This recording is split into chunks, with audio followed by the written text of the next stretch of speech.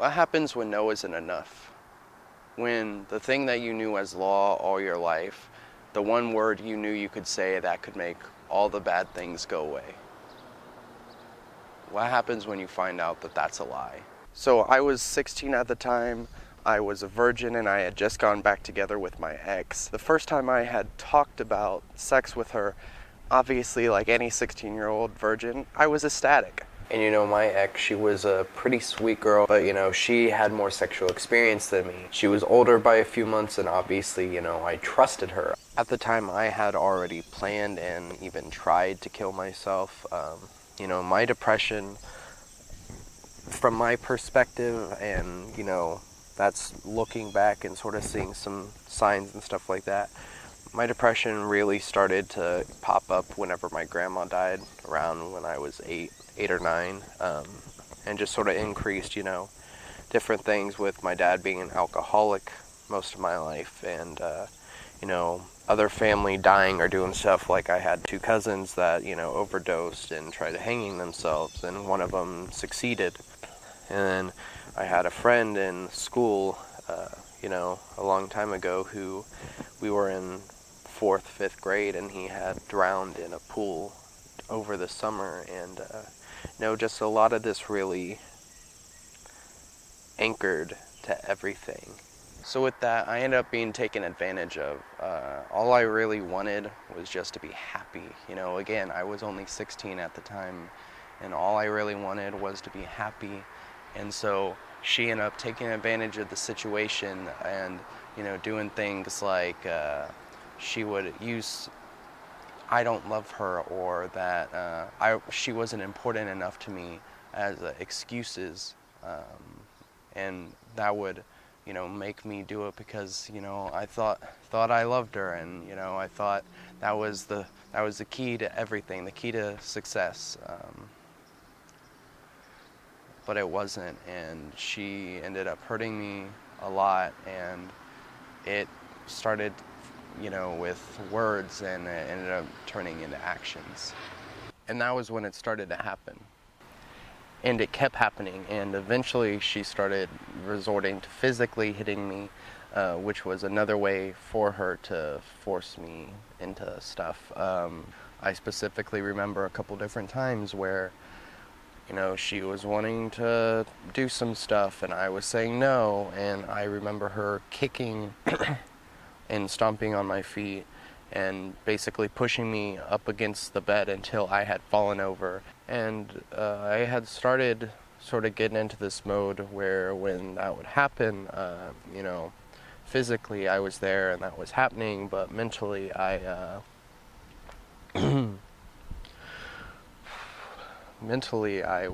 was just leaving my body. It wasn't like an out-of-body experience. I wasn't watching it or anything. It was more of my mind just sort of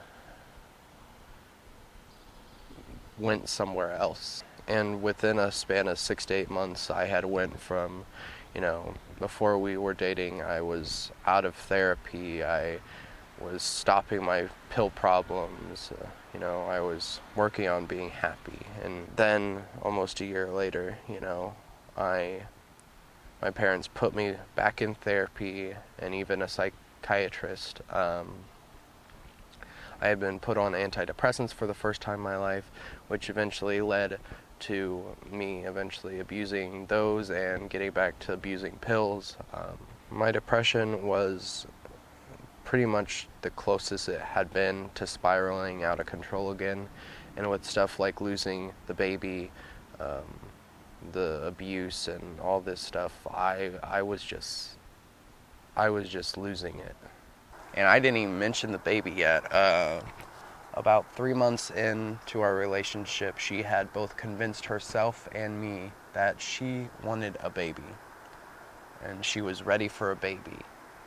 And this was after she had started to force me into physical stuff, and so she took advantage of the situation, and you know, she ended up missing her period. And the big thing is that I really thought this was going to fix everything. I thought this was going to fix her, it was going to fix me, it was going to fix everything. but that wasn't really the case. And to this day, I have never felt something as painful as how I felt with that phone call. I still think of it as the worst day of my life, to be honest. I went from this high where things were starting to finally get better. Things were starting to finally work out. And just have that ripped away and thrown to my absolute lowest. It was the biggest shock and just the most numbing feeling I've had in my entire life. I was blamed and I was told that I wasn't good enough, that it was my fault. I was just the punching bag, you know? And I remember her even threatening to break up with me if I didn't tell my parents. They didn't know she was pregnant. They didn't know about any of this stuff going on. So to tell them that she was and that we had lost her,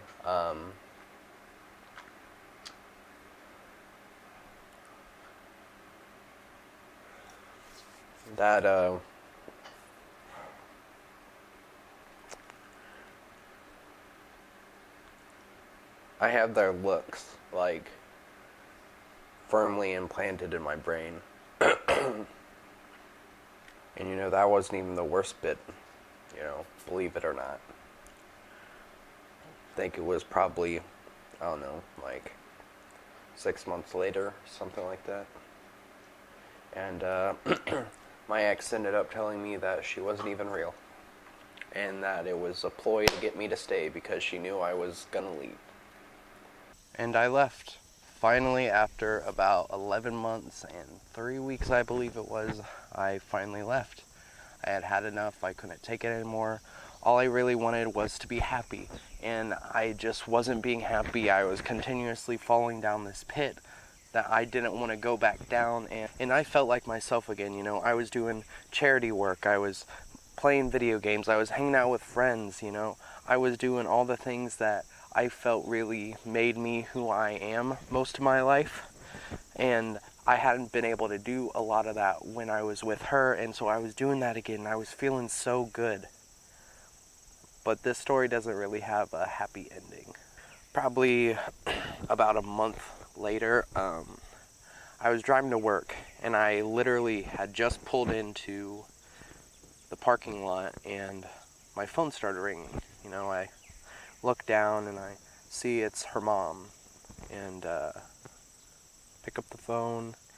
You know, it's her mom on the phone, and she tells me that a couple days beforehand, she had passed away in a car accident.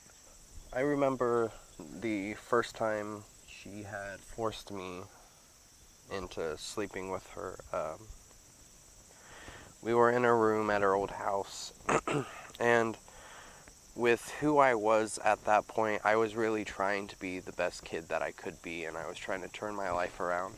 So, you know, her mom had some rules, and I was really trying to abide by them, you know. Her mom said, no closing doors. I really didn't want, you know, to close the doors. And so I remember one day, she was starting to come on to me and was like, we should sleep, you know, have sex and stuff like that. And I just wasn't in the mood.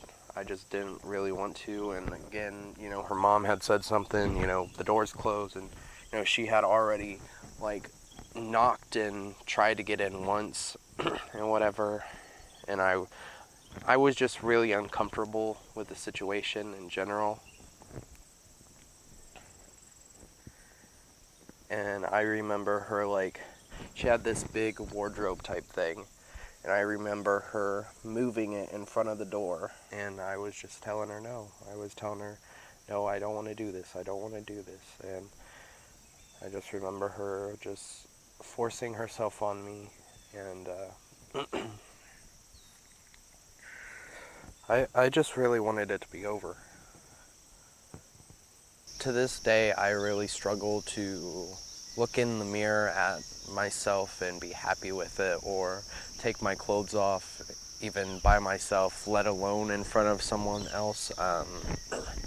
It's a really hard subject, but I think that this film is a way of healing for me, because I've really kept this event in my heart, and I held on to it for so long without telling anyone the full story and all the details, and I think this is going to help me a lot. You know, there's plenty of stuff that has happened since then.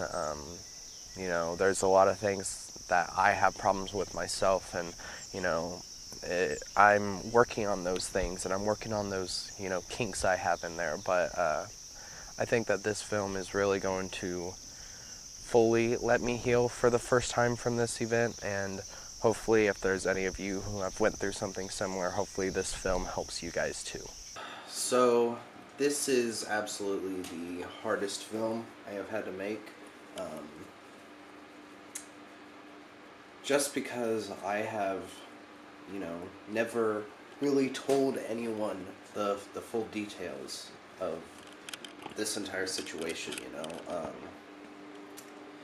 I never really told the truth about it, and I mean, the two people that I did tell, again, I was super close with them, and you know, it wasn't the full thing. This is the very first time I have told anyone the full detail story, you know.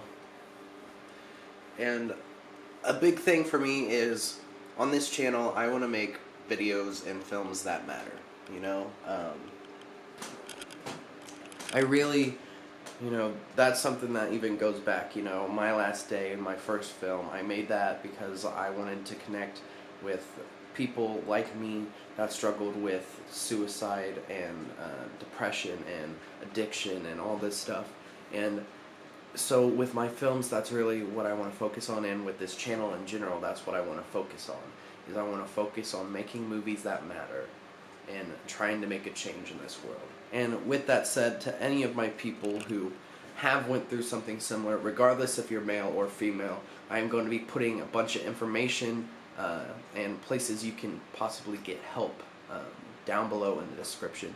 Please check that stuff out if you guys are struggling or know someone struggling. It's really important to talk about this stuff. It's really important not to just hold it inside and just let it simmer. You need to get it out. You need to talk about it. I got something special coming for you guys this weekend. Started something new. Continues this Make Movies That Matter thing. And we're back to regular content. Let's say that. So, if you guys need any help or know someone who needs help with a rape or sexual abuse problem, please, again, information I have listed down below in the description. Check it out. And tell me what you guys think of this film. And, you know, if you feel the need to reach out to me through Instagram DMs or Twitter DMs or YouTube DMs even, feel free. My door is always open to every single viewer, whether you're new, whether you're subscribed or not, doesn't matter to me. Anyways, guys, that's the end of this video, and I'll see you guys next time.